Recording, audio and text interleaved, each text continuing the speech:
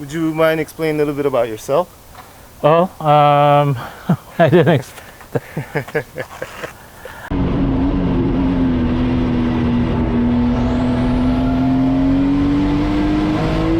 What's up, guys? Welcome back to the Sup to Club. Tell me why you chose the car we have here. I chose it because, well, I'm in the IT industry, and it kind of suited me. I kind of geeked out. Yeah. I nerded out. I've always been a fan of Tesla. Yeah. Wife and I have always wanted to get into EVs. Did you have any other performance car before? I did own a Mustang back in the day, but this is probably the only performance car that I consider. I see. Did you play like games before simulation, like Gran Turismo or anything like that? Back in the day. Yeah. The reason why I'm mentioning it is because I used to always play Gran Turismo. Yeah. And I just always wanted to drive, but I didn't know how to start. I think that was a thing for me. That's why I'm kind of asking you, like, if you had performance car before. Well, what helped me was I did build a sim. That helped me. But before the Tesla, the Gran Turismo, I did that. You bought this car, but how did you get into tracking? It was actually by accident. How does that accident happen? Well, after when I bought this car, this is a 2018, but back in 2018, shortly after I heard of an organization called Tesla Corsa, which they do track days at Buttonwillow, all Teslas. I went to one of the events and I got hooked right after. You were interested in performance driving, I would assume. Right. And then once you drove, you kind of fell in love with it, right? Yeah. I was always interested in tracking. To me, it wasn't, I mean, the cost was, it was too much. I mean, you're dealing with an engine and also having it being a daily driver because I couldn't afford two cars and have a dedicated track car. Right. With this, I don't have to worry about an engine. Basically, just worry about tires and brakes as the consumables. Yeah. So what is your dream car? You know, I don't really have one, but I often think about owning another Datsun 510. Oh yeah. See, you used to have a performance car. It was kind of, I mean, that was back then when I didn't finish building it, but I did own a 1969 Datsun 510. Carbureted? It was carbureted, dual Mikunis. Yeah. Oh, awesome. Yeah, and I didn't get to finish it, and I ended up trading it for Civic. But I wish I hadn't have traded it. What is your favorite track and why? I would say Buttonwillow, because I'm able to charge there at the RV spots. That's true. And also at the garages in the paddock. And now Tesla built a supercharger on the property where the new track is being built. Oh, did they really? Yeah. That is so cool. Yeah. There's, I think it's like 12 or 20 superchargers in the paddock at the new track. Paddock. It's already done. That is so crazy. We're just waiting for the paddock to be, the new paddock to be paved. That is so cool. Yeah. See, not many manufacturers would do that, except Tesla, I think. And that's what makes this brand so good, I think. Yeah. Would you have done anything differently? The only thing that you do for these cars is you just work on the suspension. Okay. There's no engine to hop up, to soup up. You could lose the weight, lose some weight, take out the rear seats. That helps. This car weighs about 4,200 pounds with me in it. 4,200. Yeah. And what's the horsepower equivalent? It was like 300 something horsepower, 350 horsepower or something like that, and then the performance is 400 something. Yeah. And the way the power delivery happens on this car is opposite of an internal combustion car. Right. The torque is instant. Yeah. And it's a single gear, so it starts to die off. Starts to gradually die off at around 80, 90 miles per hour. Top speed is 145. It goes pretty quickly. Yeah. So Isaac, how reliable are these cars at the track? I feel they're very reliable. Nothing's broken on this car since I started tracking it.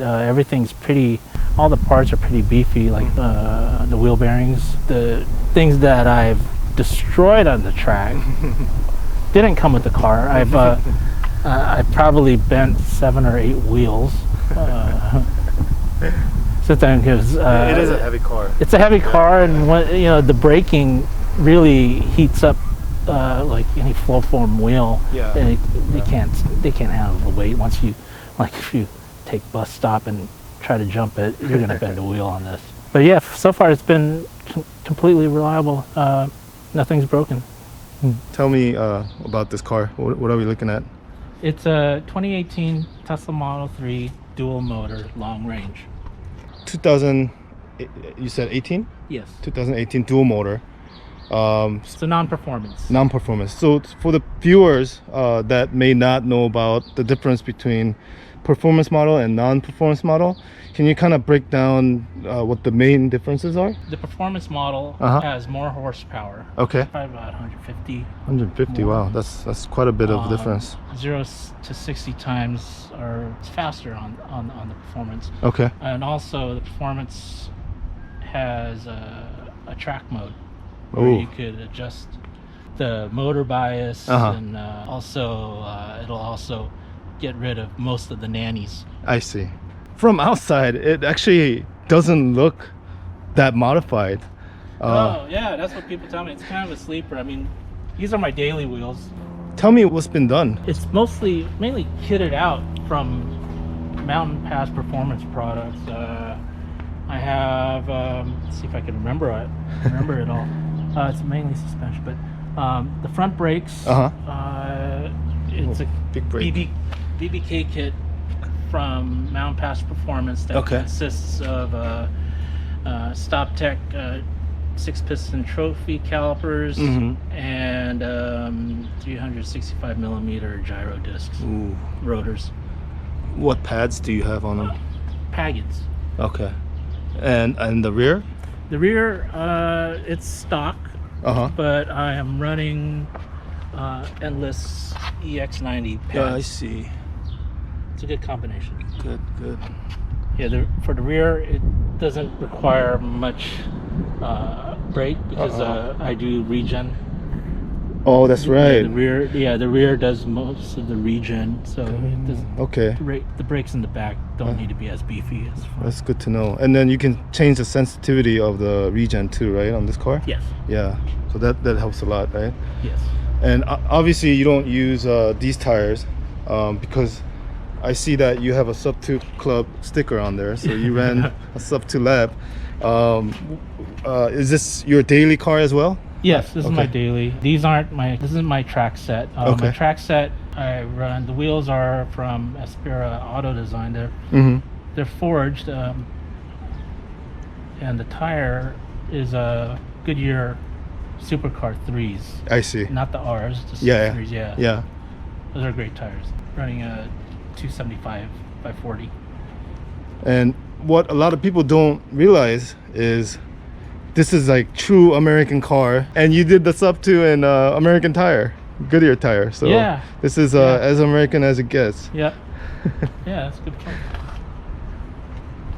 And suspension, what do you have? It is the suspension is from Mountain Pass Performance. That's built by KW. They're basically great company. KW V3s. And built to Mountain Pass Performance. I see. Spec. One way, two way? They're two way. Two way. Okay. And I would assume Mountain Pass chose the spring race just for this. And there's two sets, softer and a stiffer. I'm running the stiffer. Okay. I'm running their sway bars. For the electronics, a couple things that Mountain Pass has. One of them is the Motec. That is crazy. They're actually Motec Canada. Also, I have their party box, which disables party box. What is that? Disables the nanny. It helps tremendously, but I've been testing it, helping them test it, and there's some cool stuff coming soon for that. And also, there's a cooling party box that allows me to pre-chill the water loop that cools the battery, and before starting my session.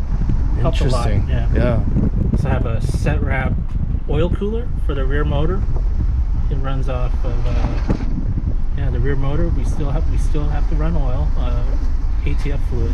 So does the front have oil as well as the rear? Yes. Or okay? Yeah, So, they both. but when you look at the data, do you see certain weak points when you're on the track, like of the car in general, I guess? Like Primarily is the heat, okay. cooling. Yeah. Being able to keep the battery pack cool within a certain temperature range. Front motor does get hot. The oil gets hot, but it's primarily just keeping the battery happy. I see. But we could pretty much stay out a full session, no problems with cooling this house. But interior looks like almost stock. I mean, you could almost say this is like stock car. yeah, it's a right? sleeper.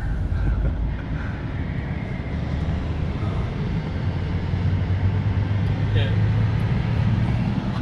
And this car pretty much self-drives to the track and back for you.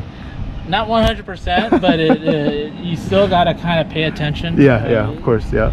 But on the highway, yeah, it stays in its lane really well, and it's the traffic-aware cruise control works really well. Probably the best that I've used so far.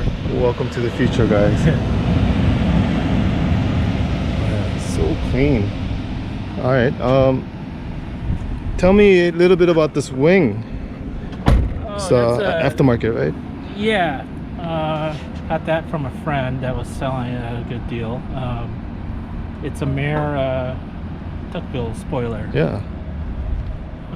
I don't exactly know if it actually generates any downforce. But looks cool. It looks better than not having anything there at all. The car didn't come with a spoiler, so it was a good addition, I think. Yeah. So you're telling me that this car is pretty much stock, obviously, aside from the suspension, the brakes, the wheels and tires, and you were able to do a sub 2 lap. I did a sub 2 for the first time with less than this. Wow. I didn't have the brakes. I didn't have the party box, which I did it with the nannies on, and it was hard. I think I did a 59.3. Crazy. But yeah, it was hard. I was very happy. What things about life do you learn through cars? Patience and persistence. I work on my own cars, and what I've learned by working on my own cars is that you definitely have to stay patient, because things don't go well or go as planned sometimes. Forget something, or just parts arriving takes a while. Yeah. That's a good one. Yeah. So just keep pushing yourself and just yeah, don't give up. there you go. Yeah, you said it best. So don't give up, guys. Well, thank you so much for showing your car today. You're welcome. Thanks for having me. Oh, of course. If you want to follow Isaac's build, here is his Instagram. So please go and follow, and follow us as well. We're Sub 2 Club. Yeah, I think that pretty much sums it up. So we'll see you next time.